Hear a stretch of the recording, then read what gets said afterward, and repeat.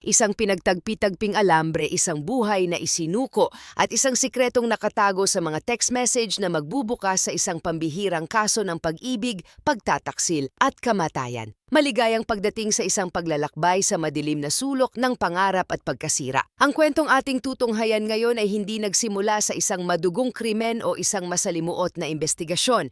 Nagsimula ito tulad ng maraming kwentong Pilipino sa isang simpleng pangarap, ang pangarap na makaahon sa kahirapan. Ito ang kwento ni Serina at Melchor Lopez, mga kababatang nagsumpaan ng walang hanggang pag-ibig sa ilalim ng buwan sa isang maliit na baryo sa Pangasinan. Ang kanilang pagmamahalan ay sinubok ng kahirapan, ngunit pinatatag ng pag-asa. Ngunit paano kung ang mismong pag-asang iyon ang magiging lason na unti-unting sisira sa lahat? Sa episode na ito, susundan natin ang landas ng isang pamilyang binuo sa pagmamahal ngunit winasak ng pera at distansya.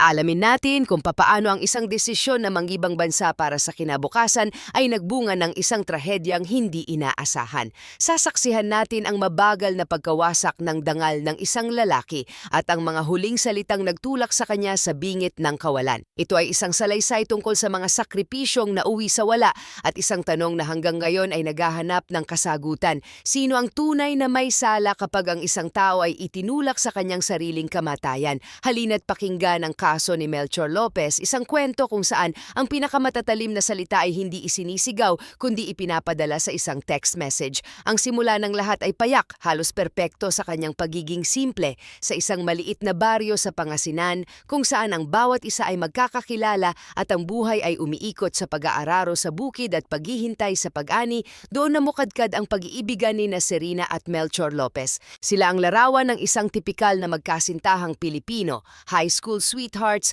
lumaki sa iisang kapaligiran at sa tamang panahon ay nag-isang dibdib. Ang kanilang mundo ay isang maliit na bahay na yari sa kahoy at pawid, nakatayo sa gilid ng malawak na palayan na nagiging ginto sa tuwing sasapit ang anihan. Ang kanilang buhay ay hindi marangya, ngunit puno.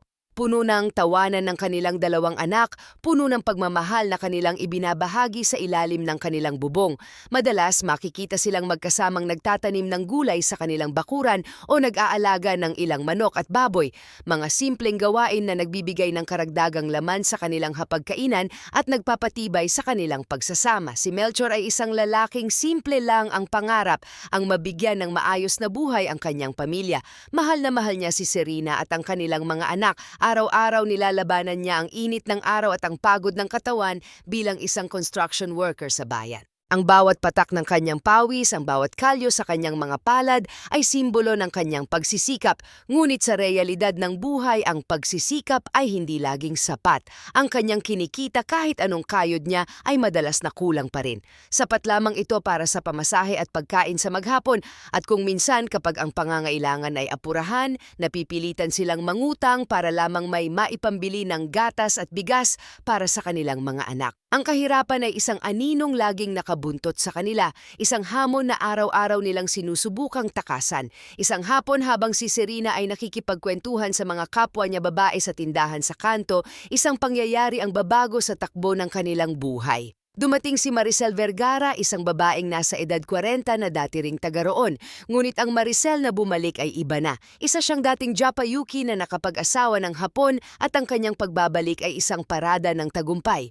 Kitang-kita sa kanyang anyo ang pag-asenso, maayos ang buhok, may mamahaling bag na nakasabit sa kanyang balikat at kumikislap ang kanyang mga alahas sa sikat ng araw. Ayon sa mga chismis, nakapagpatayo na siya ng malaking bahay sa bayan para kay Serina at sa ibang mga babae roon. Si Maricel ay hindi lang isang dating kapitbahay, siya ay isang buhay na patunay ng isang pangarap na posible palang abutin. Siya ang simbolo ng pag-ahon mula sa kahirapan na matagal na nilang inaasam. Nang gabing iyon, ang katahimikan sa loob ng kanilang maliit na bahay ay mas mabigat kaysa karaniwan.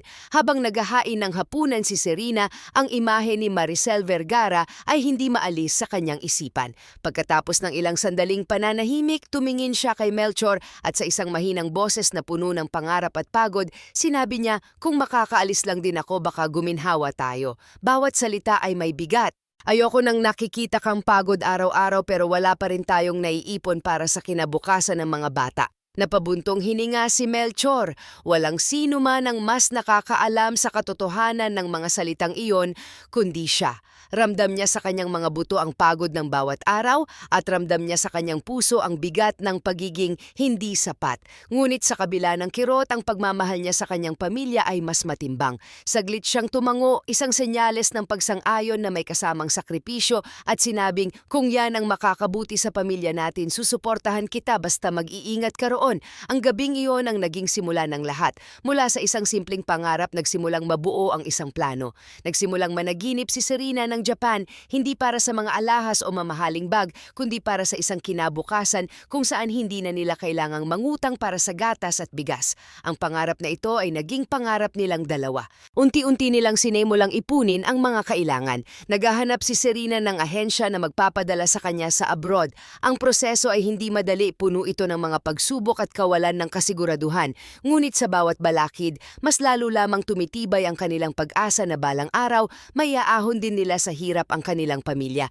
Ang desisyong iyon, na binuo sa pagitan ng pag-asa at desperasyon, ang unang hakbang sa isang mahabang paglalakbay na magdadala sa kanila sa isang landas na hindi na nila mababalikan pa. Ang desisyon ay naisagawa na, ang mga salita ay nabitawan, at para kay Melchor, ang bawat sandali mula noon ay naging isang pagkakataon upang patunayan ang kanyang suporta sa pangarap ng kanyang asawa. Hindi na nag-aksaya ng panahon si Melchor. Sa mga sumunod na buwan, ang kanyang anino ay halos hindi na nasisilayan sa kanilang bahay tuwing hapon.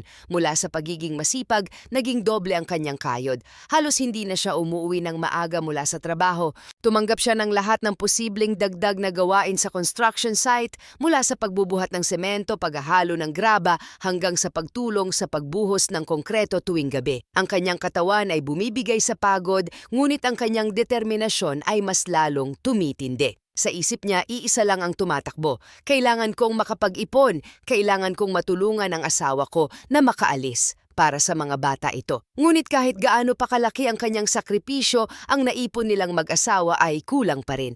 Ang mga gastusin sa ahensya, mga dokumento at iba pang bayarin ay tila isang bundok na hindi nila maakyat. Sa puntong ito, gumawa si Melchor ng isang hakbang na nagpapakita kung gaano kalaki ang kanyang tiwala at pagmamahal kay Serena. Nilakasan niya ang kanyang loob at nangutang sa kanyang pinagsisilbihang inhenyero.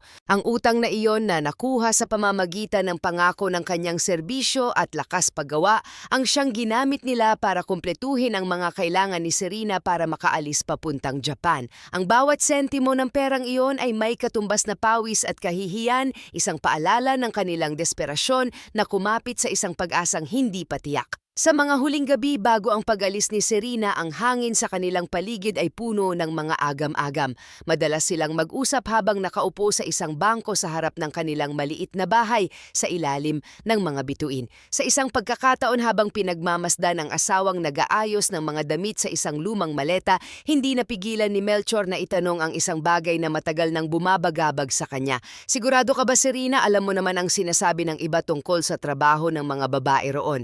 Alam ni Serena kung ano ang ibig niyang sabihin. Sa kanilang baryo, kapag may isang babaeng papuntang Japan bilang isang entertainer, laging may kasamang mga bulong-bulungan at espekulasyon. Sa mga papeles at kontrata, entertainer ang nakalagay. Ngunit ang salitang iyon ay malabo. Isang tabing na maaaring magtago ng maraming bagay na hindi nila lubos na nauunawaan. Ano nga ba talaga ang gagawin sa mga club o bar na pagtatrabahuhan ng mga kababaihan? Sa loob-loob ni Melchor, ang pagdududang iyon ay parang isang tinik, masakit, nakakababa ng pagkalalaki. Ngunit bilang isang ama at asawa na nakikita ang hirap ng kanyang pamilya, pinili niyang isantabi ang kanyang sariling agam-agam at pride. Tumingin siya kay Serena at sa isang boses na puno ng pagtitiwala at pagpaparaya, sinabi niya, para sa mga anak natin ito, kung yan lang ang paraan, ayos lang, mag-iingat ka lang doon. Ang mga salitang iyon ay isang basbas, isang pagpapalaya at isang sakripisyo. Ipinakita nito na para kay Melchor ang kapakanan ng kanyang mga anak at ang pangarap ng kanyang asawa ay mas mahalaga kaysa sa kanyang sariling pangamba at duda. Naging abala ang mga sumunod na araw. Habang si Serena ay inaasikaso ang mga huling papeles, si Melchor naman ay walang tigil sa pagkayod para may maipadala sa ahensya.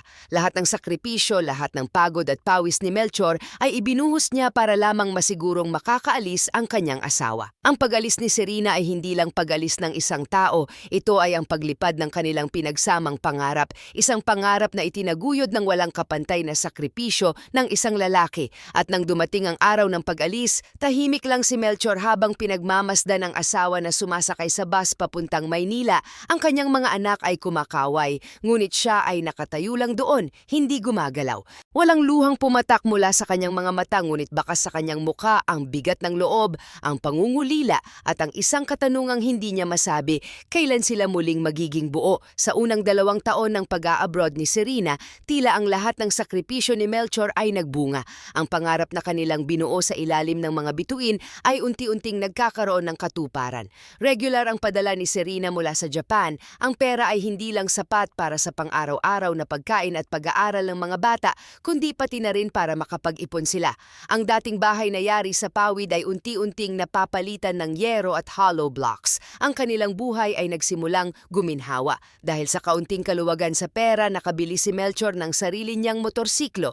Hindi ito isang luho, kundi isang pangangailangan. Ginamit niya ito bilang service para makapasok sa trabaho sa bayan at para na rin maihatid at masundo ang mga anak kapag may kailangan. Sa mga panahong iyon, si Melchor ay madalas makitang masigla. Siya ang tumatayong ama at ina sa kanilang mga anak, abala sa pag-aasikaso sa bahay at sa pagsubaybay sa kanilang pag-aaral habang patuloy pa rin sa kanyang trabaho. Ipinagmamalaki niya ang tagumpay ng kanyang asawa, ngunit habang lumalaki ang perang ipinapadala ni Serena, nagsimula ring magbago ang takbo ng kanilang pamumuhay at higit sa lahat ang kanilang relasyon.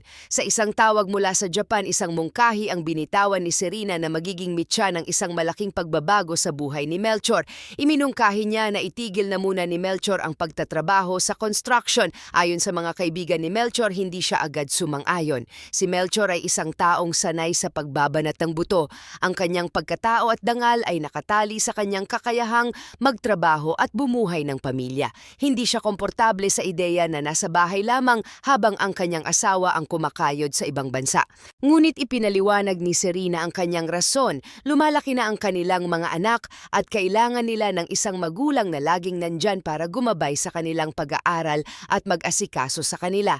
Gusto ko rin kasing hindi na maabala sina inay at itay sa pag-aalaga sa mga apo nila, wika ni Serena sa isa sa kanilang mga tawag. Kalaunan dahil sa paulit-ulit na pangungumbinsi ni Serena at sa katotohanang malaki na talaga ang kanyang naipapadala, sapat na para sa lahat ng kanilang pangangailangan, pumayag na rin si Melchor. Itinigil niya ang kanyang trabaho at mas naging abala sa mga gawaing bahay at pag-aalaga sa mga anak. Sa una, tila ito ang ideal na sitwasyon, ngunit ang pagtigil sa trabaho ay hindi lang pagtigil sa pagpasok sa construction site. Ito rin ang naging simula ng pagkawala ng kanyang sariling pagkakakilanlan. Ayon sa mga kapitbahay at ilang malapit na kaibigan, napansin nilang unti-unting nag-iba ang ugali ni Melchor habang tumatagal. Sa halip na mas maging masigla dahil hindi na siya pagod sa trabaho, tila nawalan siya ng sigla sa buhay. Ang lalaking dati sanay gumising ng maaga para magtrabaho ay minsan na lang bumangon ng late at halos walang ganang gumawa ng gawaing bahay. Ang kanyang mga araw ay naging paulit-ulit at walang direksyon.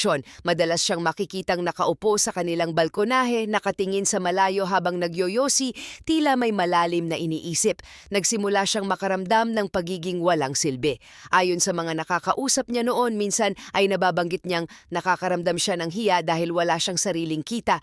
Isang uri ng inggit ang nagsimulang tumubo sa kanyang puso. Inggit dahil ang asawa niya ang bumubuhay sa pamilya, isang papel na dapat sana ay sa kanya. Ang kanyang dangal bilang isang lalaki ay unti-unting natitibag. Habang patuloy na nagpapadala ng pera si Serena, nagbago rin ang lifestyle ni Melchor. Mula sa pagiging simpleng ama, nagsimula siyang humanap ng ibang mapaglilibangan, isang paraan upang punan ang kawalan sa kanyang buhay. Nakabili siya ng isa pang motorsiklo, ngunit sa pagkakataong ito, hindi na ito isang simpleng service, kundi isang mapormang klase na may kislap at tunog na agaw pansin. Ang motorsiklong ito ang naging daan niya patungo sa isang bagong mundo. Nainganyo siyang sumali sa isang local rider club. Doon nakilala niya ang mga bagong kabarkada, mga taong mahilig sa long rides, inuman at madalas na salo-salo. Sa umpisa, isinasama pa niya ang kanyang mga anak kapag may maikling lakad ang grupo. Ngunit habang nagtatagal, naging mas madalas ang kanyang pag-alis mag-isa. Naging bihira na siyang makita sa bahay. Dahil sa patuloy na pagpasok ng pera mula kay Serena, bihira nang mag-alala si Melchor sa gastusin. Naging galante siya sa kanyang mga bagong kaibigan. Madalas siyang magpainom ng alak para sa mga kasama na parabang ang pera ay isang ilog na hindi nauubos. Naging bukang bibig niya ang mga salitang, "Wala namang problema sa pera, nagpapadala naman si Serena kaya inuman na lang tayo." Ngunit sa likod ng kanyang pagiging bukas palad ay isang malungkot na katotohanan. Ginagamit niya ang pera at ang alak upang takpan ang lumalaking butas sa kanyang pagkatao. May mga pagkakataon na habang tumatawag si Serena mula sa Japan karaniwan tuwing gabi ay naririnig ng mga kainuman ni Melchor ang kanilang pag-uusap. Ang dating paggalang at lambing sa kanyang boses ay napalitan ng isang bagay na mas malamig, mas mapanukso. Naririnig daw nila ang tila pabirong pananalita ni Melchor, "Sige mahal, magpakasaya ka lang dyan basta padalhan mo ako ng pera." Isang kapitbahay ang nagkomento, parang iba na siya. Noon kapag tumatawag si Serena, tahimik siya at parang may respeto.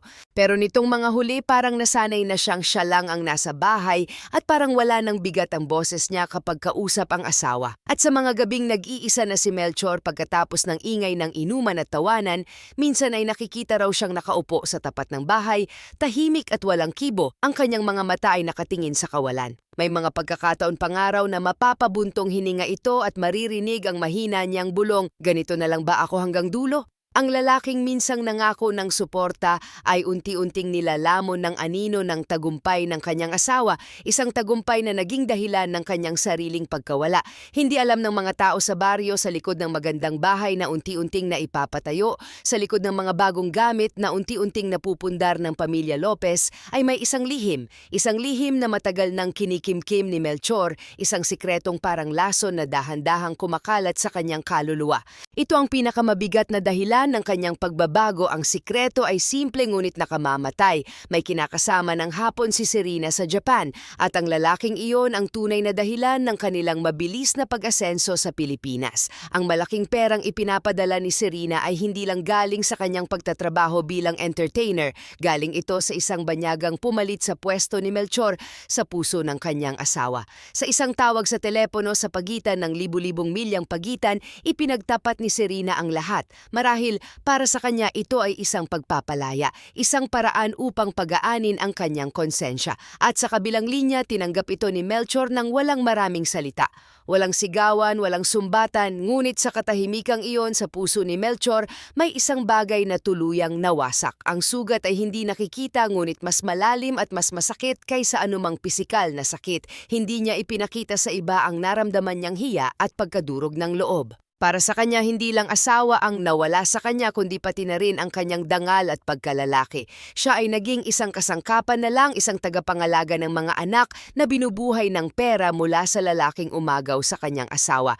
Habang patuloy ang mga taon at lumalaki ang perang ipinapadala ni Serena, unti-unting tinanggap ni Melchor ang sitwasyon. Hindi dahil wala na siyang pakialam, kundi dahil kinailangan niyang isantabi ang kanyang nararamdaman para sa kanyang mga anak. Ito ang naging dahilan kung bakit ang kanyang tono sa telepono ay naging bastos at malamig. Wala nang lambing, puro pabirong mapanghamak na salita na lang ang naririnig ng mga nakasaksi sa kanilang mga tawagan. Ito ang kanyang paraan ng paghihiganti, ang kanyang paraan ng paglabas ng sakit na hindi niya masabi.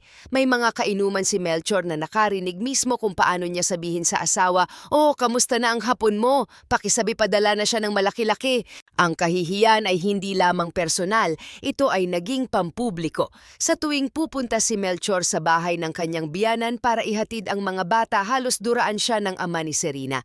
Alam din nila ang nangyayari. Sa isang pagkakataon, nabanggit pa ng ama ni Serena kay Melchor na wala siyang silbing lalaki dahil ibinenta raw niya ang kanyang asawa sa isang banyaga para lang umangat sa buhay. Ang mga salitang iyon ay parang mga punyal na tumatarak sa kanyang pagkatao, ngunit nilulunok na lamang ni Melchor ang kanyang pride. Wala na siyang mukhang maihaharap, pero may mga gabi kapag malakas na ang tama ng alak, lumalabas ang tunay niyang nararamdaman. Minsan, napapaiyak siya mag-isa. Isa sa mga kainuman niya ang nagkwento, naririnig ko minsan na sinasabi niya, "Parang binenta ko na rin siya para lang gumanda ang buhay namin." Tapos tatahimik na lang siya at iinom ulit. Sa ilalim ng impluwensya ng alak, ang lalaking nagpapakita ng katapangan sa araw ay nagiging isang basag na anino sa gabi, binabagabag ng isang kasunduang unti-unting pumapatay sa kanya. Makalipas ang halos 5 taon ng ganitong sitwasyon, isang balitang matagal nang kinatatakutan ni Melchor ang tuluyang nagkatotoo. Uuwi si Serena sa Pilipinas. Ngunit ang kanyang pag-uwi ay hindi isang pagbabalik sa kanilang pamilya. Kasama niya ang hapon. Ang kanilang layunin, bumili ng lupa sa kabilang baryo, isang lupang matagal na nilang pinangarap noon bilang mag-asawa, ngunit ngayon ay bibilhin gamit ang pera ng ibang lalaki. Higit sa lahat, alam ni Melchor na ang pag-uwing ito ay ang huling selyo sa kanyang pagkatalo. Hindi na siya ang tunay na dahilan ng pag-uwi ng kanyang asawa. Dumating ang araw na iyon at nakita ng buong baryo ang isang eksenang hinding-hindi nila malilimutan. Isang puting kotse, isang sasakyang hindi karaniwan sa kanilang lugar, ang huminto sa tapat ng bahay ng mga magulang ni Serena. Mula roon bumaba si Serena, nakangiti, masaya, at sa likod niya ang kanyang kasamang hapon. Tahimik lang si Melchor na nakatayo sa may pintuan ng kanilang dating bahay, na ngayoy bahay na lang niya at ng kanyang mga anak. Pinagmamasdan niya ang eksenang noon ay hindi niya kayang isipin na mangyayari. Walang salitang namutawi sa kanyang bibig, walang gulong na ganap, ngunit ayon sa isang matandang kapitbahay na nakasaksi, kita mo sa mukha ni Melchor parang naubos lahat ng dangal ng pagkalalaki sa loob niya. Ang kahihiyan ay kumpleto na para maiwasan ang mas malaking eskandalo at chismis sa buong baryo. Na pagkasunduan nilang pansamantalang tumira si Serena at ang hapon sa bahay ng mga magulang ni Serena. Sa umpisa, hindi ito matanggap ng mga magulang ni Serena. Ngunit nang dumating ang tulong pinansyal at mga regalo mula sa banyaga, napilitan silang tumahimik at makisama. Ang pera ay may kapangyarihang magpatahimik ng prinsipyo. Para sa mga bata, ang paliwanag ay simple: kaibigan lamang ng kanilang ina ang banyagang lalaki.